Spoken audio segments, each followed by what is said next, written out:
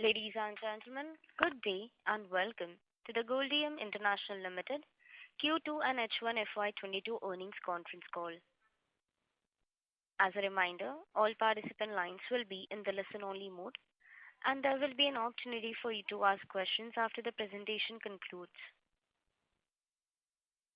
Should you need assistance during the conference call, please signal an operator by pressing star then zero on your touchtone phone. Please note that this conference is being recorded. I now hand the conference over to Mr. Ashish Pansali, Executive Chairman, Goldiam International Limited. Thank you, and over to you, sir. Thank you very much. Hello, everyone. We welcome and thank you all for taking your time out this afternoon to have a brief interaction with us. I hope you all had a chance to go through Goldiam International's Q2 and H1 FY22 investor presentation and results press release uploaded on our website and exchanges. To give you an update on the same, Goldiam International reported its highest ever half-yearly sales in H1 FY22. The company has witnessed a strong uptick in its revenues along with margin expansion in its lab-grown diamond jewelry and natural diamond jewelry businesses. Fueled by the revival of US retail and an increase in consumer spending. During H1 FY22, Goldiam's consolidated revenue grew by 169% YOY to INR 3,299 million, owing to reopening of US markets, government stimulus, and aggressive COVID-19 vaccination drives, resulting in a strong uptick in US jewelry demand from retailers and end customers. Our consolidated EBITDA surged by 210% YOY to INR 639 million in H1 FY22.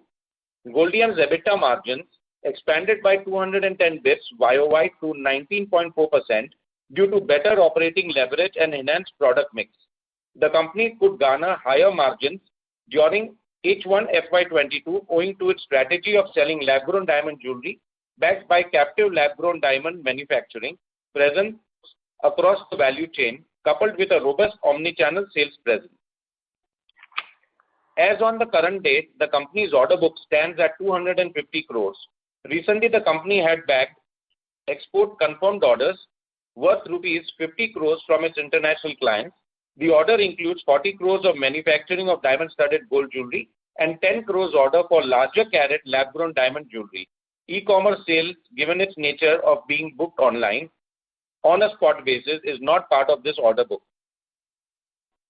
Now coming towards the balance sheet, Goldiam enjoys a net debt-free status as on H1 FY22. The company's cash and cash equivalent and investments stood at 2,462 million as on the same time frame.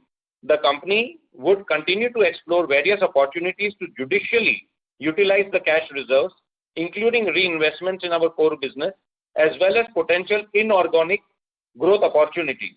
Goldiam's strong balance sheet boasts return ratios ROCE and BOE and ROE annualized of 47.2% and 17.5% respectively, dramatically higher than previous years thanks to our reinvestment efforts in the business of diamond-studded jewelry exports.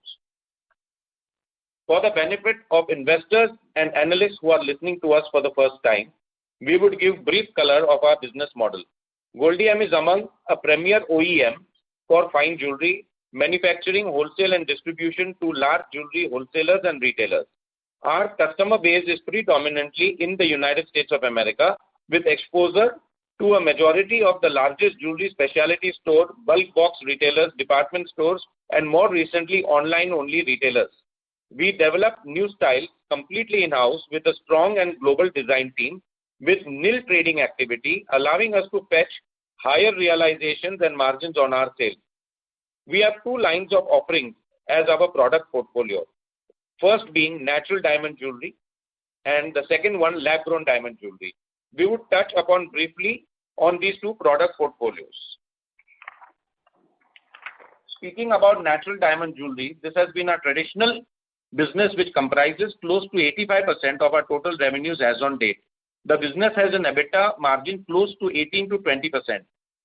Going forward to lab-grown diamond jewelry, we are first and the only jewelry exporting company to operate across the entire lab-grown supply chain to grow, manufacture, distribute lab-grown diamonds and jewelry. With a strategic acquisition of eco-friendly diamond, EDL gives us access to the supply of key raw material of manufacturing and growing lab-grown diamonds. The company owns 88% stake in Eco-Friendly Diamond LLP. On the lab-grown diamond front, the company has reached the highest realization for a diamond grown due to enhanced technologies.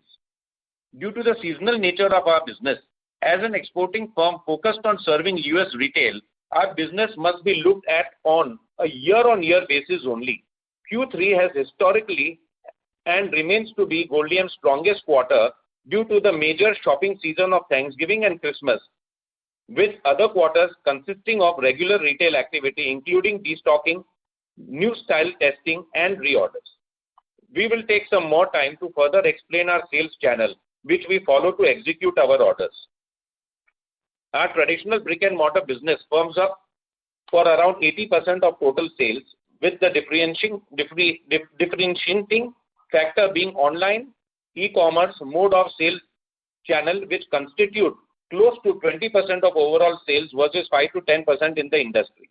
The difference between industry average and Goldiam's e-commerce business shows how we have been early and invested deeply in the growing sales channel. Along with the appeal, online sales are ROE lucrative. It helps us to have better inventory turns and significantly reduced debtor days, thus leading to a shorter working capital cycle. In fact, this part of our business, which is now a sizable component, is running at a negative working capital basis, yielding superior returns to our shareholders. Goldiam has a dividend distribution policy of distributing a minimum of 50% of standalone profits. Over the last 5 years, Goldiam has carried out 2 buybacks of shares to the tune of 30 crores. During the last 5 years, which is FY17 to 21, Goldiam has utilized 84 crores on dividends and buybacks alone.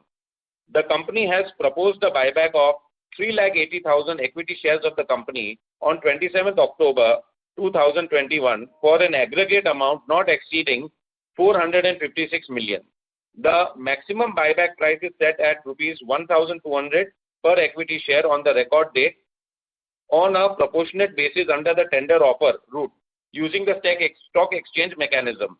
The buyback size constitutes of 1.7% of the total paid up equity capital of the company and 19.35% of the standalone paid up equity share capital and free reserves of Goldiam as on FY21. The company expects to complete the aforesaid buyback process by the end of November. With that, we shall be happy to take any questions. Thank you very much. We will now begin the question and answer session. Anyone who wishes to ask a question may press star and 1 on the touchtone telephone. If you wish to remove yourself from the question queue, you may press star and 2. Participants are requested to use handsets while asking a question. Ladies and gentlemen, we will wait for a moment while the question queue assembles.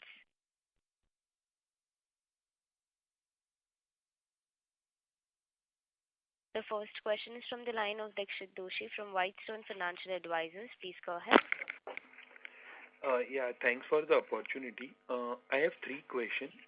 Firstly, historically we have seen that Q3 is always a best quarter. So how do you see the trend given already we have a very good Q1 and Q2? So do you feel that still we can do best Q3 this time around? Hi, good afternoon to you.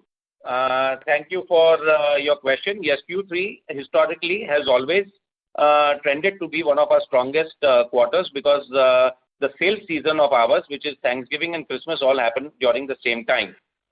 Even for the current Q3 that I think we are expecting a very strong quarter, and you will be, pretty happy with the performance that the company will show in Q3 as well. Okay. My second question is, compared to Q1, the margins have come down in the Q2. So any specific reason for that? Yes, very rightly observed. the margins in Q2 have come down a little bit. The biggest reason is because of the diamond price, raw material price increase. So the raw material prices increase. We have already orders which we take in Q1, and by the time we could finish buying the raw materials, we had to pay close to 7 to 8% higher for our cost of raw material in that quarter. The same is now passed on to all the customers, and you will not have such decrease in margins. Okay. And my last question from my side is, this time around, if we see the consolidated balance sheet, the receivables and inventory levels have increased significantly, and also there was some short-term borrowing of 58 crore, which we have seen first time in the Goldiam. So, any specific reason for such high trade receivable inventory? Yes. So what we have done is we have invested in lot of new test styles with retailers. So being the investment of new styling, always you will see at a certain time the inventory goes up because we have invested in consigning all the new test products with the retailers, which will convert into asset post-December. So that is the reason why inventory has gone up. Second thing, we also are stocking a little bit more for our .com sales, which we guarantee delivery in 6 to 7 working days. Q3 being our largest, we are getting orders close to 100 different styling, 120 different styles per day on .com. So the reason we have to, invest in inventory a little bit more, which will all be back into this original system post-December.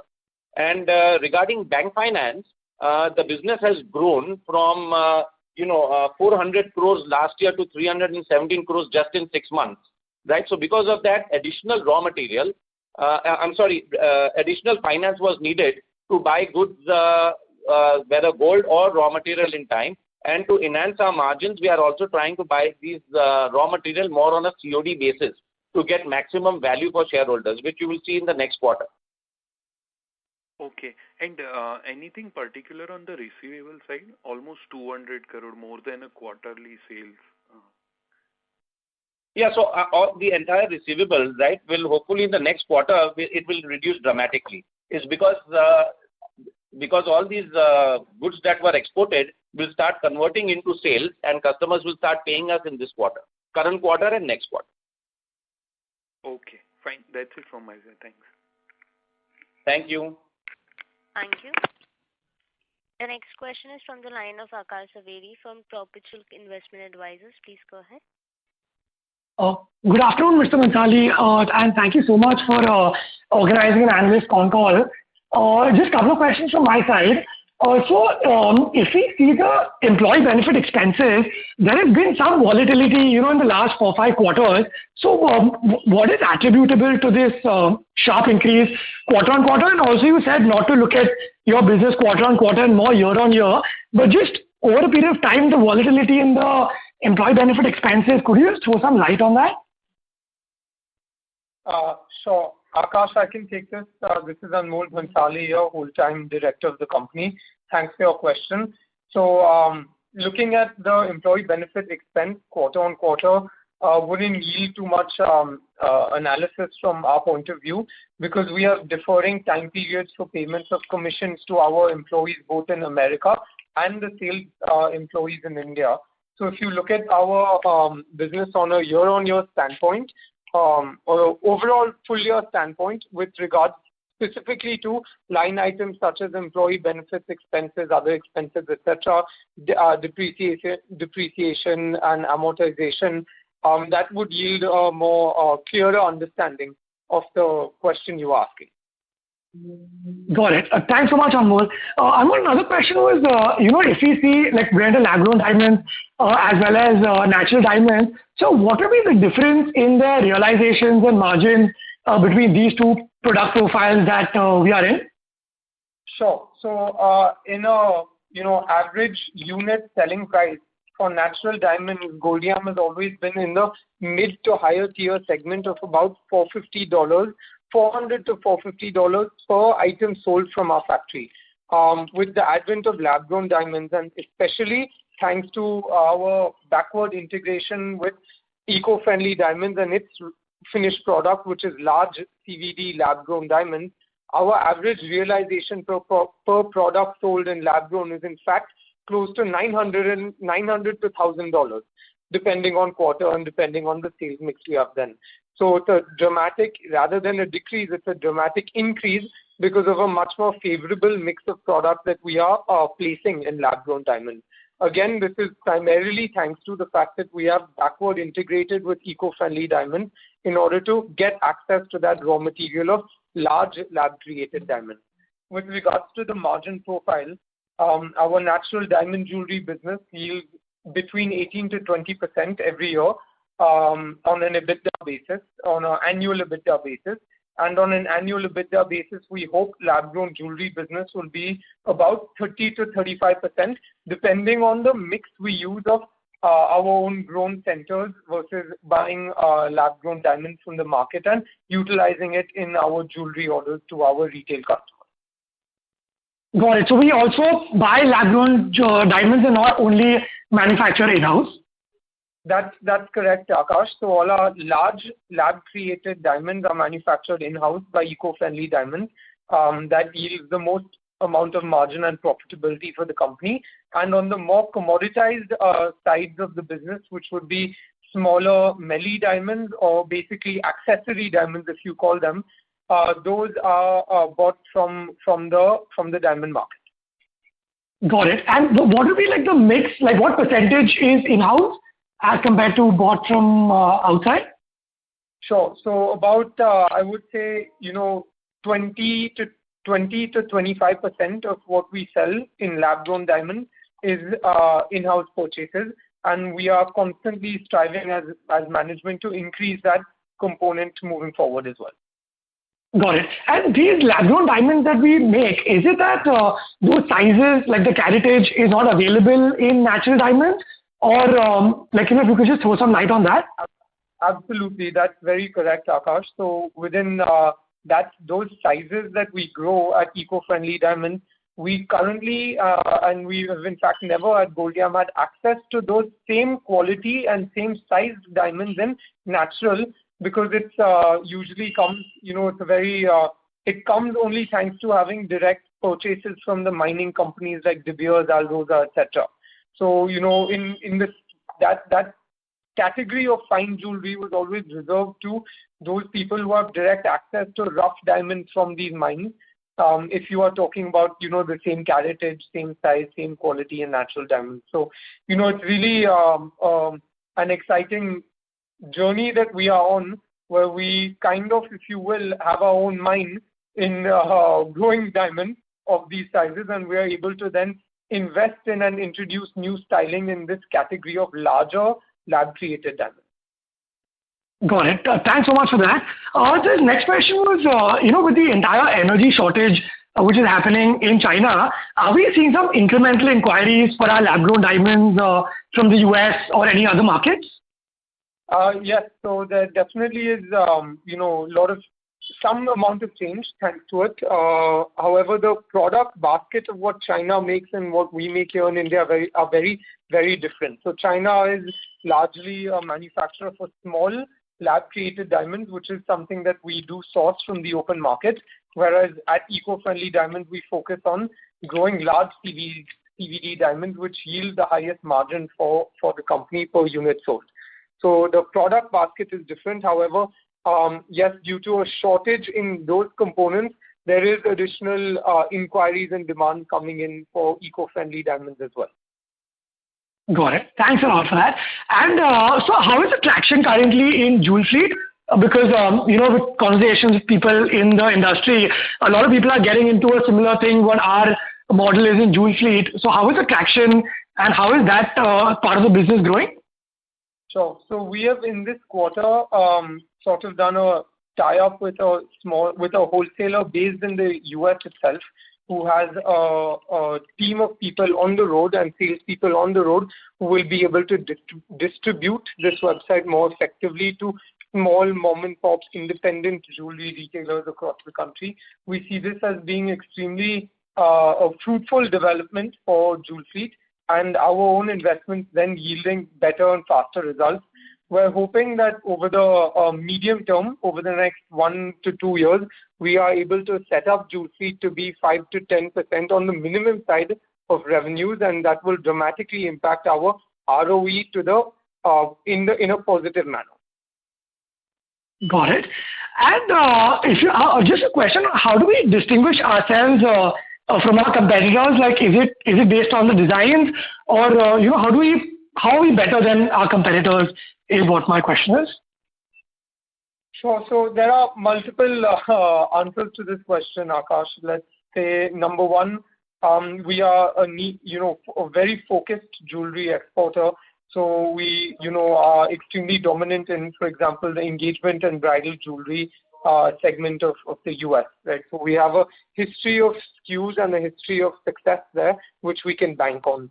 Number two, our .com development and presence is also extremely helpful to large retailers, because we can offer a turnkey service and tell them, we have thousands of SKUs ready, all with high-res imaging and product feed for you to beef up your website.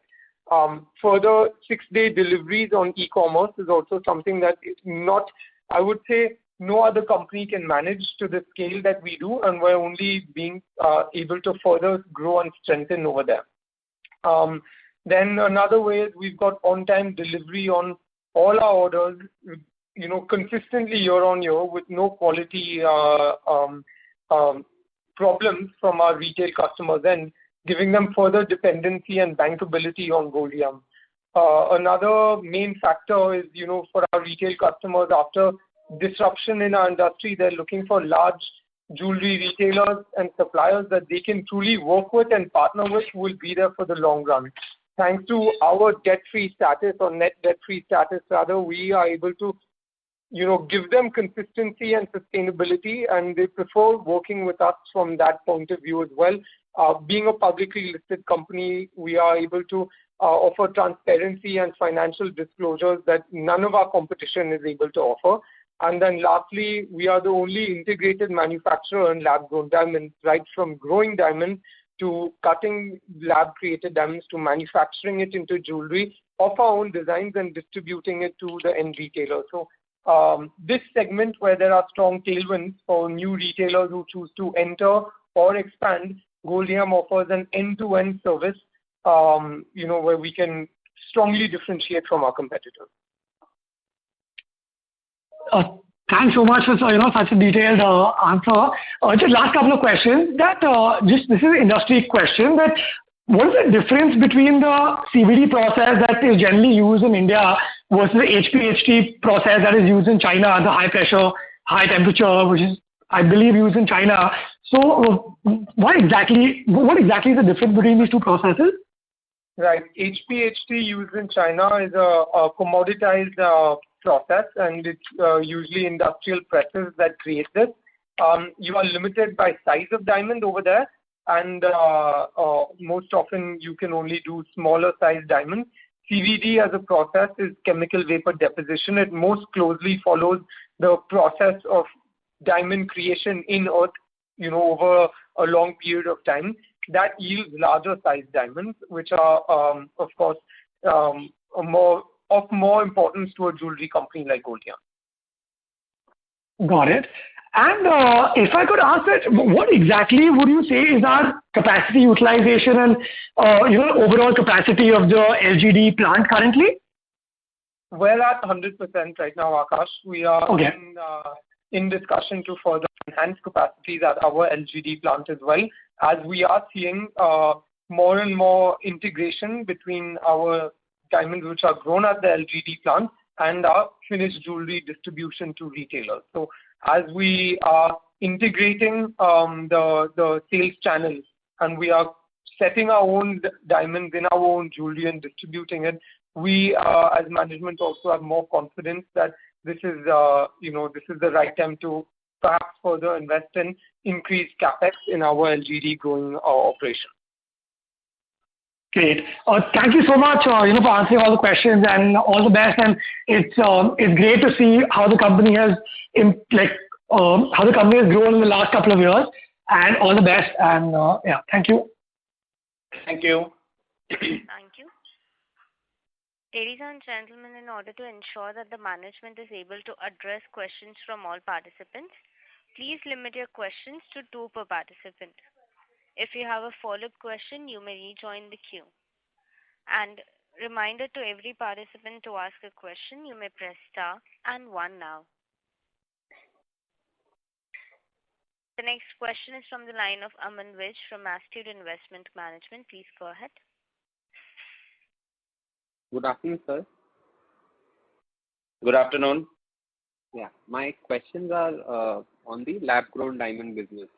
In the AGM, you had talked about that this year we might reach like 25-30 crores as a business, or 5% roughly. And what kind of growth do you think we can see for next year and next 2 years in lab-grown diamond business?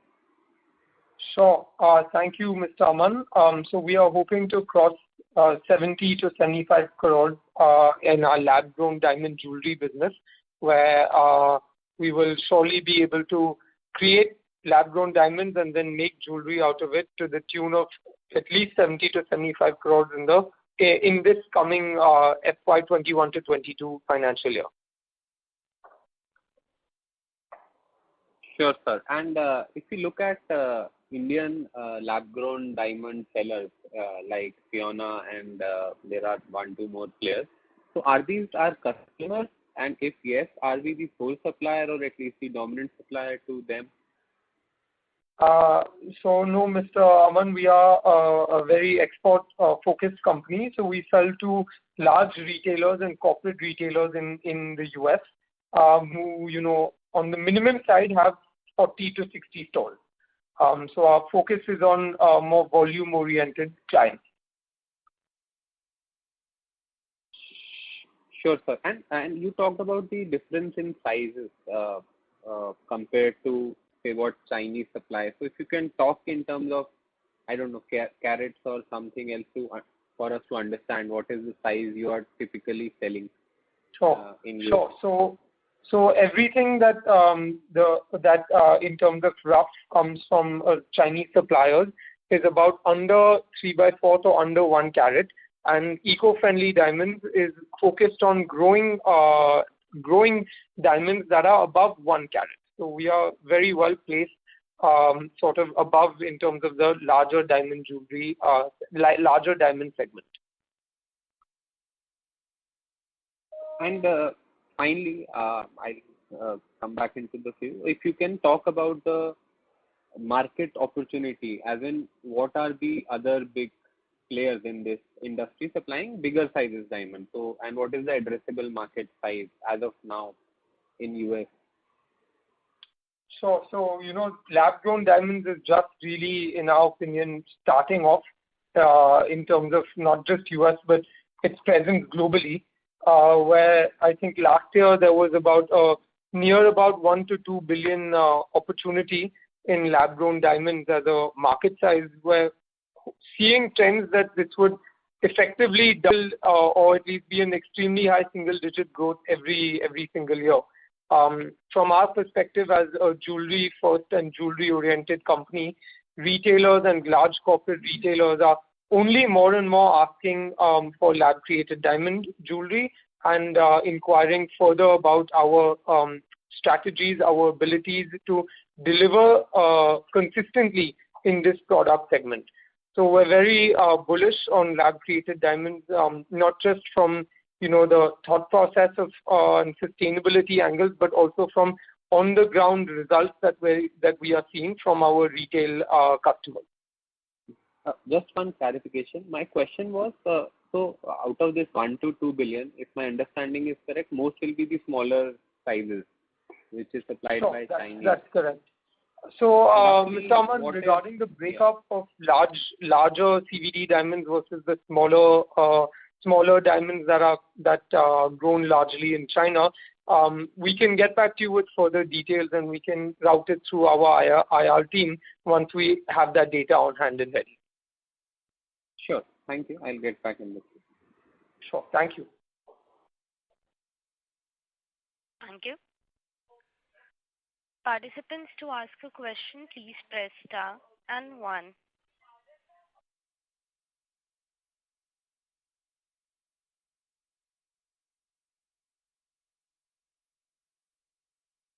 The next question is from the line of Deepak Jindal, an individual investor. Please go ahead. Yeah. Good afternoon, sir. Congratulations on the great set of results. My first question is around in a medium to long-term view, how do you see this sales mix changing between natural versus lab-grown diamond? I think you mentioned it's 85/15 right now. So let's say a minimum 2-3 years kind of a view, how would the mix change in favor of LGD? Sure. Thank you for your question, sir. So we are hoping over the next 2 to 3 years, we will be at about 25 to 30% of LGD jewelry, where the balance is then natural diamond. Okay, cool. Great to know, sir. Second thing, sir, just wanted to understand, you rightly mentioned that, your margin profile, EBITDA margin should be seen in the perspective of year-on-year. So initially we were around 8 to 9% EBITDA margin, and then from last 2 years we are in the range of around 18-19% EBITDA margin as well. So safe to assume that, when the sale mix change in favor of LGD, the EBITDA margin will keep on growing as well. So any mid-term kind of a view that you can have on a sustainable EBITDA margin at a yearly level? Right. On a medium term, I believe that a sustainable EBITDA margin, once we achieve further expansion in LGD jewelry, will be close to 20 to 22%. This is on a perhaps conservative side, depending on how the market develops and what sort of opportunities we are able to bring to our manufacturing and to our shareholders. So I would say it's sustainable to assume that in the medium term the margins will be around 20 to 22% on an EBITDA level. Okay. One last thing, sir, if I may squeeze in a bit, a mention of the operating leverage that you had mentioned in your initial commentary as well. So safe to assume that, when, let's say, our sales will be expanded, there will be some extra goodness that will come out of our operating leverage as well, and it could also... Sorry, sir, can you repeat that question? We're unable to hear it clearly. So in the initial commentary, there was a mention about operating leverage as well, which has helped us out to kind of gain some extra goodness. So let's say going forward as well, when the sale will be expanded, would there be an extra benefit of operating leverage that will play out? So you will see the benefit coming in on our ROE and ROC front, where cash moves more from low-yielding liquid fund and low-yielding just cash investment further into the business, where we are able to generate, 34 a lot higher return for our shareholders. And over the medium term, that's only beneficial, because as our new tests and our new launches with retailers get successful, get converted to asset, and get enhanced exposure on those retailers' websites as well, we will be more and more able to sustainably maintain our margins and further drive improvement in our company level ROE and ROCE. Okay. One last clarification, sir. You mentioned a bit about price hikes as well. The raw material was a bit on the higher side. The cost was on the higher side, and you have based on price hikes as well. So safe to say that we are having a pricing power, and we can pass on the price hikes in corresponding to the raw material, even with the lag as well. But there is a way we can price hike, and we have a pricing power. Yeah, so what happens is, whenever there is a price hike in the diamond industry, so we have no choice but to buy the diamonds, because we've already got orders. So with a 2 to 3 month lag period of time, we are all able to push the price hike to our customers / retailers. So for that 1 quarter, we will, if there is a significant price hikes, we will have to take a small hit on our margins. Sorry to interrupt. May I request Mr. Deepak Jindal to please rejoin the queue, as we have participants waiting for their turn. Thanks, ma'am. Yeah, I'll wait in the queue. Thank you. Thank you. Participants are requested to please limit their questions to 2 per participant. The next question is from the line of Pankaj Bhupesh Shah from the Nero Wealth. Please go ahead. Hello. Good afternoon, team. Hello. Yeah. So, as you said that we are operating at 100% capacity in the LGD lab-grown diamonds. So what are the plans on the CapEx side, and how quickly can we capitalize this opportunity? Right. Thank you.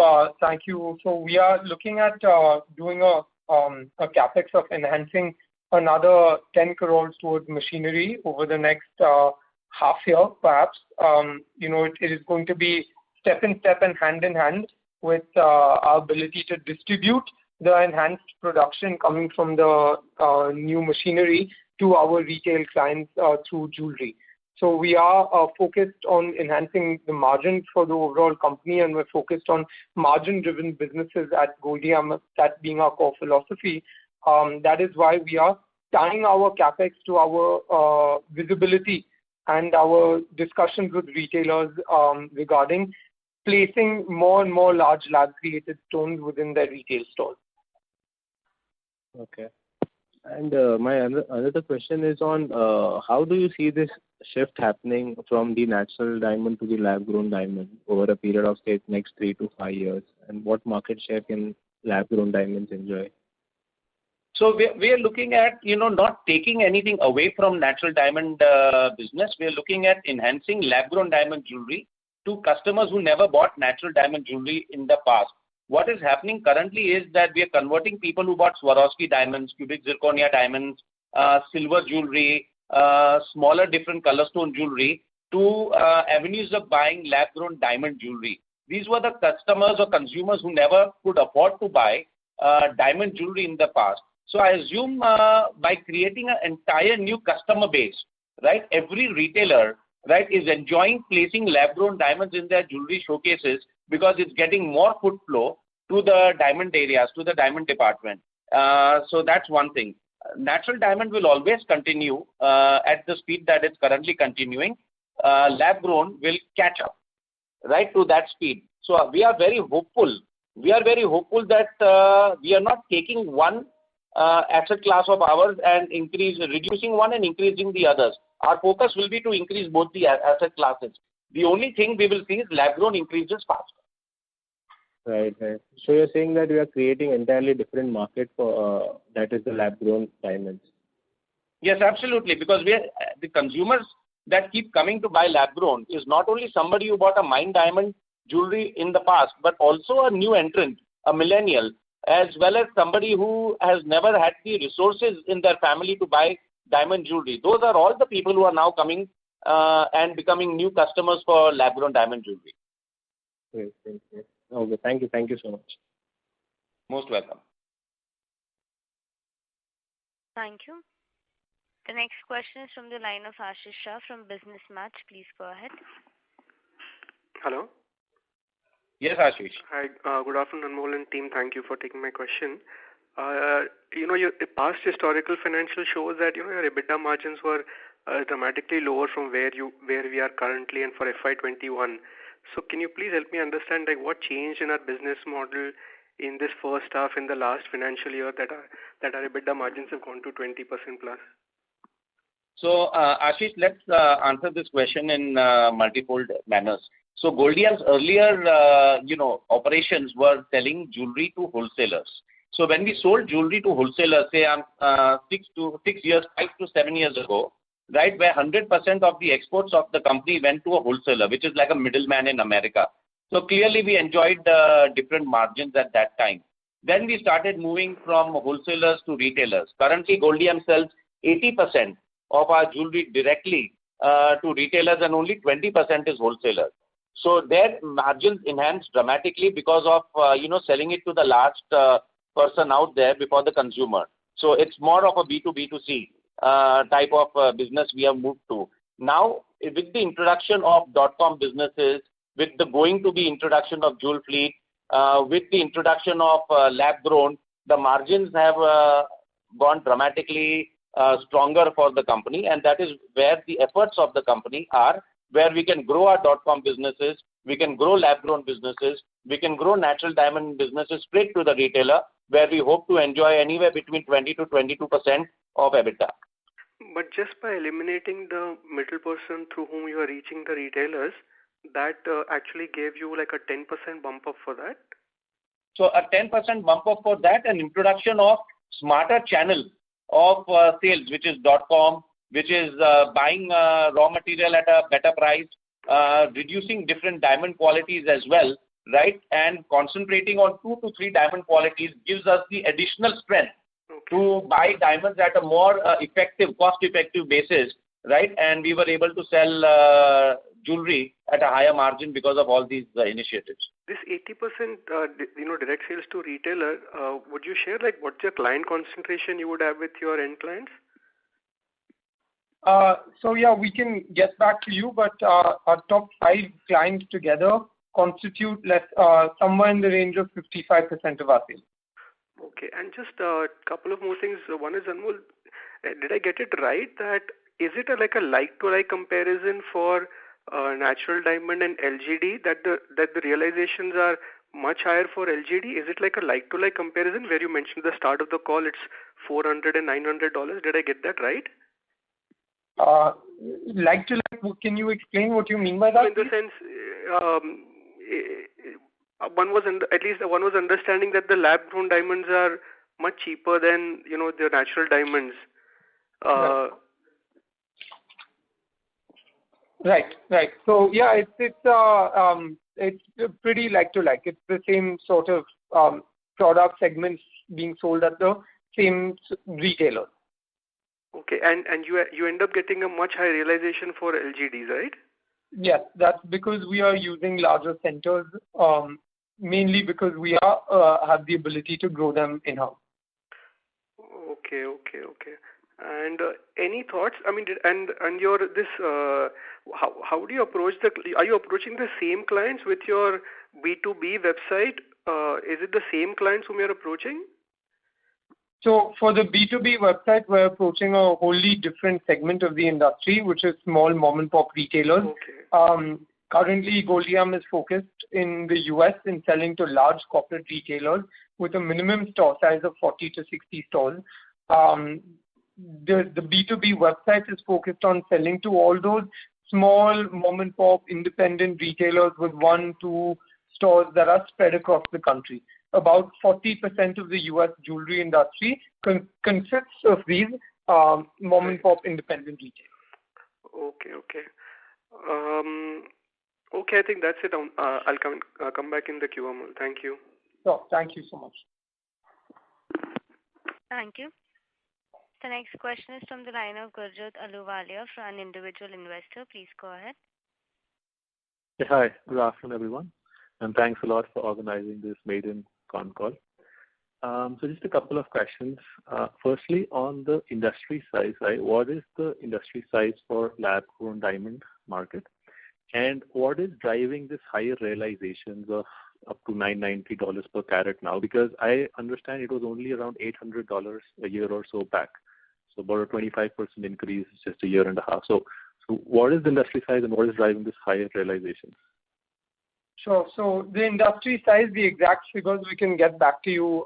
We don't have them ready with us. So I believe they're around it's around $4 billion for lab-grown diamonds at retail. So this is at retail prices. So I can double check and get back. What is the market that you are targeting, or within which you are operating? The size of the market. Right. So it's the same. The lab-grown diamond jewelry at retail, which is to our large retailers. Effectively counts the same market size. And then secondly, regarding your question of the realization coming from lab-created diamond jewelry, yes, the increase is thanks to further growth in the sizes of diamonds that we've been able to market to our retailers, as well as further growth in the type of jewelry that retailers are asking for us within lab-created diamonds, which tends to end up being some of the larger carated jewelry and the larger size jewelry, only because it's now coming at a much more affordable cost for them to then be able to sell to their end consumers. So as mimicking the comments from our chairman, it's coming at a price that's so well set up that even the end consumer who was not able to buy this product before had to buy large looks in CZ or other gemstones, is now able to afford these larger looks and larger diamonds. And that's where we are also seeing a higher kick up in terms of our average realization from lab created diamond jewelry. Okay. And just related to this one, right? What is the per carat realization for a natural diamond? Because I'm trying to understand the price difference between the two, and if they will catch up, and then there's no scope for growth beyond that, then or much lower growth beyond that. So per piece, our realization on natural diamond jewelry is about $450. So this is already double the natural, the lab-grown diamond realization. Yes, that's correct. On a per piece basis, on a per unit of jewelry exported basis. Okay. All right, great. And then secondly, I just want to understand if you want to share any guidance on the growth rate for the company over the next 3 to 5 years, or the overall vision that you have on where do you see this heading. I know there is a lot of scope for growth for lab-grown diamond jewelry, and it's just sort of in the initial phases. But if there is any sort of vision for the next 3 to 5 years, how this business will look like.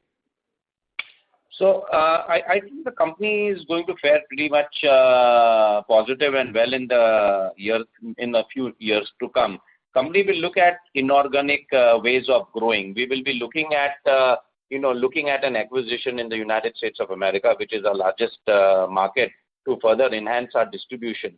Right. Currently, efforts that company will put in very shortly, and you will hear them also, is the efforts in distribution and inorganically getting some kind of a retail push directly for our products in America.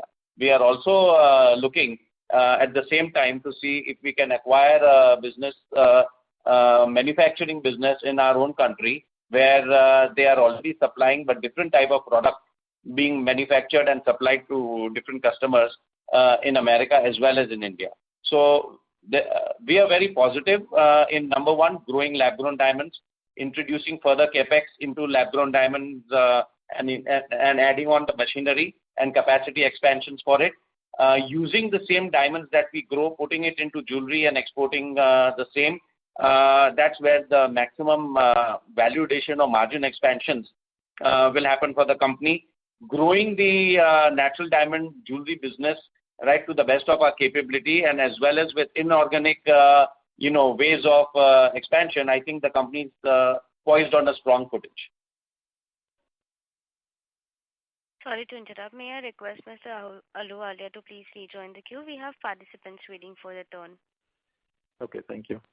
Thank you. Thank you. The next question is from the line of Aman Vij from Astute Investment Management. Please go ahead. Yeah, thank you for the opportunity again. My next question is on the Jewel Fleet website. If you can update us in terms of number of orders we are getting and what kind of traction are we seeing there? Right, sure, man. So we are getting about 10 to 15 orders on a weekly basis right now, and we've just set up our distribution set with a US wholesaler who's got boots on the ground. We expect moving forward that over the next few quarters there'll be more traction and more numbers to share with the public and with analysts on call. So yeah, I hope that answers the main question. Yeah, sure. And the second question is in terms of churning and scaling of our customers, which you have talked about, the top 5 customers. If you can talk about, without actually naming whichever is comfortable to you, okay, how these customers have scaled for us, and normally these 5 customers, were these the top customer last year or 2 years before also? If you can talk about the same.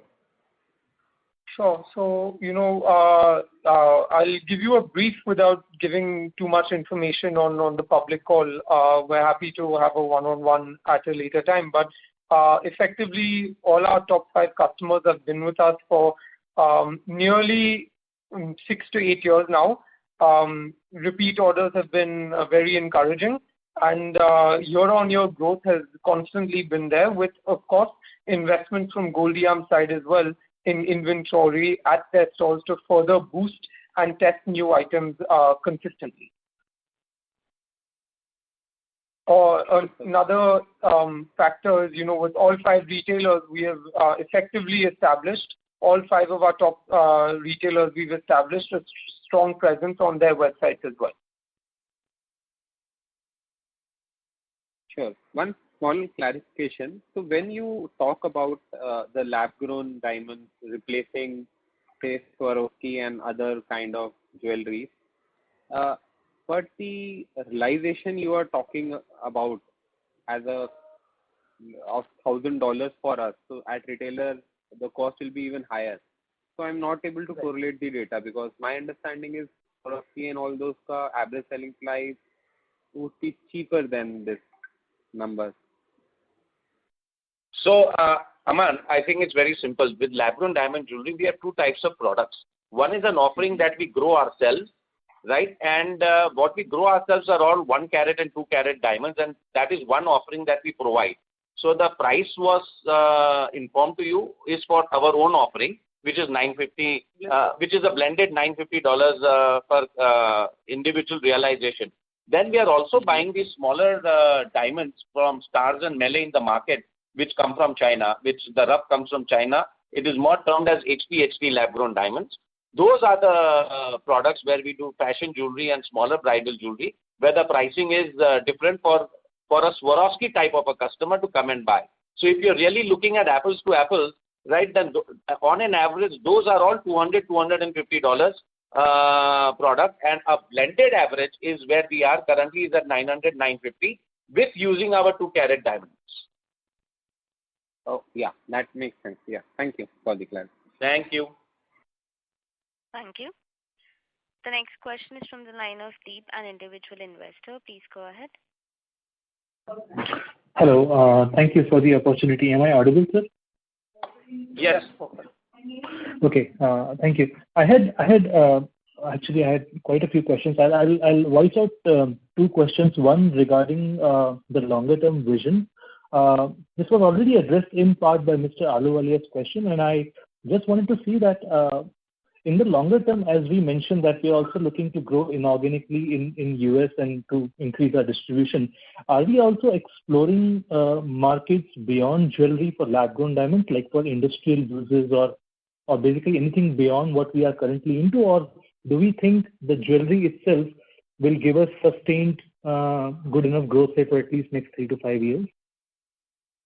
So yes, for the next 3 to 5 years, we're very satisfied to focus on, the segment we know best, which is jewelry applications for lab-grown diamonds. Okay, great. Thank you. And one other question I had was in terms of corporate governance. Like, I mean, as a new shareholder with Goldiam, my initial confidence came in from Mr. Ramesh Damani's investment in Goldiam, and but we would love to hear from management about their views on corporate governance and the thoughts that they provide, because we have read a lot on the internet about Goldiam being a very shareholder-oriented company and in terms of buybacks and regular dividends and so on. But generally, what's the thought process that the management has in terms of corporate governance, and how do you ensure that that the level of corporate governance is maintained in the longer run beyond the current time frame?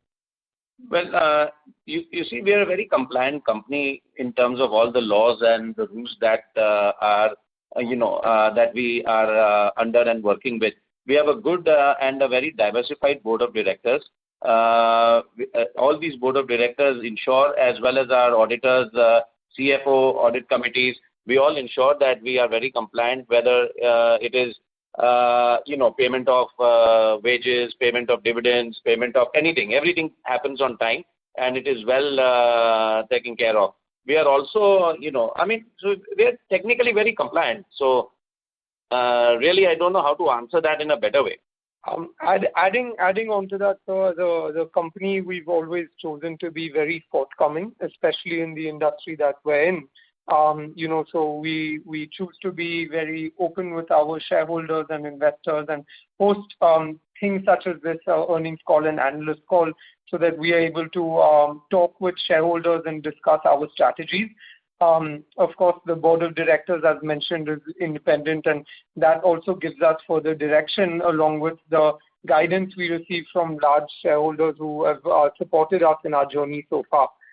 We see this as a source of strength for us that, we're able to be focused on corporate governance, be clean and clear with our financials, most importantly stemming from the fact that we are net debt free and are constantly giving back dividends and buybacks to reward shareholders and increase value creation over the medium and long term.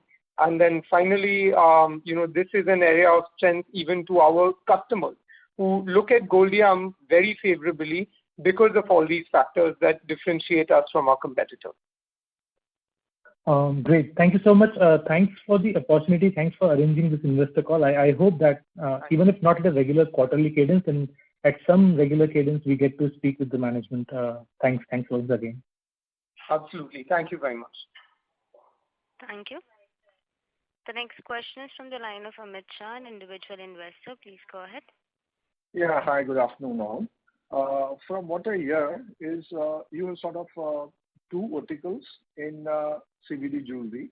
One is where you manufacture and sell it, and another is where you need to procure from the market, sell it in the jewelry and sell that. So what would be a difference in the margin between the two verticals? And second question is you're looking at 10 crore capex for growing CVD business. Okay, what kind of incremental growth will come from the 10 crore investment in terms of production numbers or in terms of numbers basically? Sure. Thank you so much for the questions. So for lab-grown jewelry, where we are sourcing the raw material from the open market and making jewelry out of it, our EBITDA margins are near about 30%. And for lab-grown jewelry, where we use our own grown and manufactured CVD center stones and then distribute that jewelry product to our retailers, our EBITDA margins there are near 35 to 40%. So it's a very significant delta, and that is even more compounded because of the products that we sell with our own grown jewelry centers is at a much higher overall value per unit sold. And then, sorry, could you repeat your second question, please? The second question is CapEx.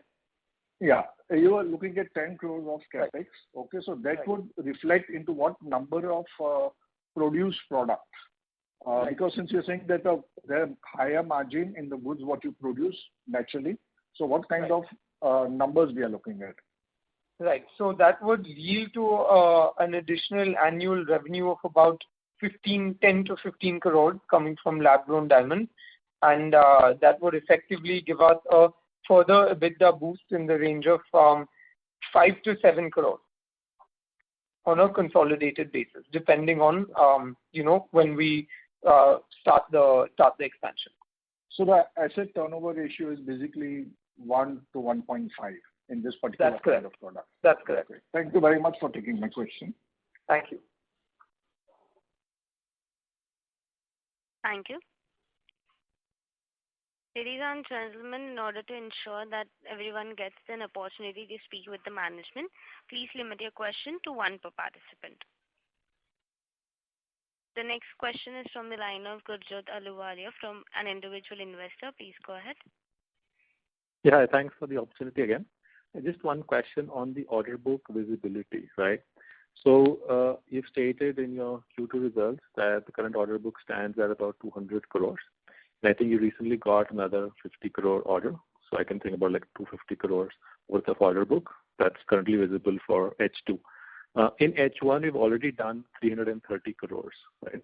So I'm just trying to understand going forward, how does the way in which the revenues of the company grow, is that highly correlated with the order book the company has, or as we do a lot of B2C kind of business, the relationship with the order book and the revenue growth will probably reduce significantly, and so we'll not have these very high or high volume orders because the order book for H2 is lower than H1 revenue already done.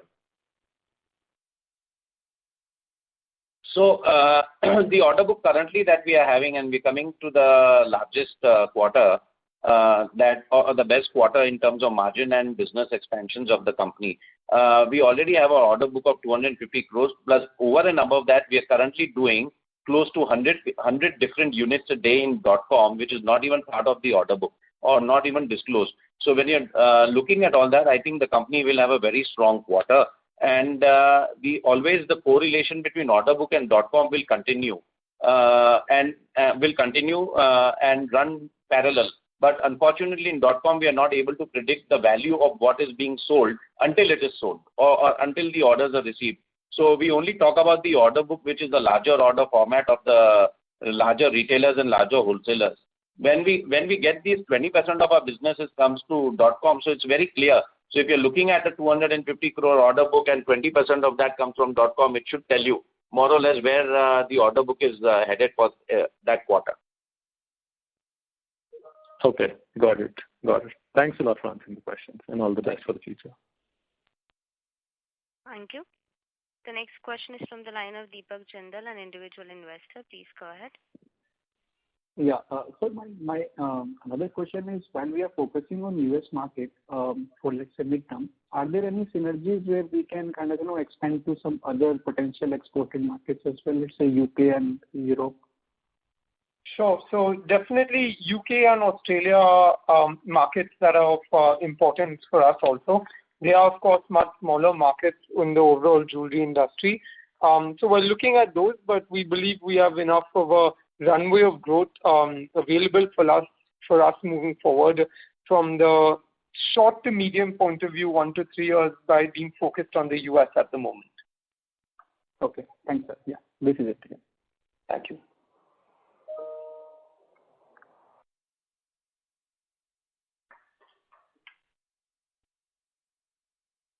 Thank you. Participants who wishes to ask a question may press star and 1. The next question is from the line of Deep, an individual investor. Please go ahead. Thank you for the opportunity once again. I wanted to ask about the planned capex that we are talking about. Recently, Mr. Colin Shah, GJEPC chairman, mentioned that there is very high demand which is boosting the jewelry and diamond exports, especially to US and other developed nations. Now, especially given this increased demand scenario, do we pursue that this level of demand will continue to happen because of which we are doing capex, or do we think that irrespective of the demand in US, our .com anyways will support the capex that we are trying to do further? Like, what are the plans? What is the vision which is helping us decide to do this further capex? Very nice question. Very good question. Thank you for this. I think it is, besides whatever happens in terms of the generalized exports out of India, Goldiam is very, very, very confident of using our own diamonds into our own jewelry and exporting that. So I think with our capex, we will be able to sell the production that comes from that capex into our jewelry, into the profitable margin that we currently are selling very comfortably. So that is the only reason why we would be doing capex, not because the industry grows at a certain percentage in loose diamonds, right? But we are very confident in using our diamond in that capex that we grow into our own jewelry and exporting it. Great. Okay. And one last question on the supply chain constraints. We hear a lot about this limited availability of supply chain infrastructure, especially given the ongoing choking of the whole infrastructure in US. Do these affect us in any manner, or are we completely out of the whole of this shipping container and infrastructure supply chain issues, and this doesn't affect us at all? We're out of that entire supply chain issues because Goldiam's product gets exported in a small box and in British Airways or Lufthansa or by air freight. So, whatever we ship on Monday is in our hands with the customer on Wednesday. So we really don't have those shipping containers and any of those issues that have our products being exported in. Great. Okay. Thank you. Thanks so much. Thank you. Thank you. Ladies and gentlemen, this was the last question for today. I would now like to hand the conference over to Mr. Rashesh Bhansali for closing comments. Thank you everyone for joining us on this con call. Goldiam has been receiving positive responses and feedback from its customers for both natural and lab-grown diamond jewelry businesses.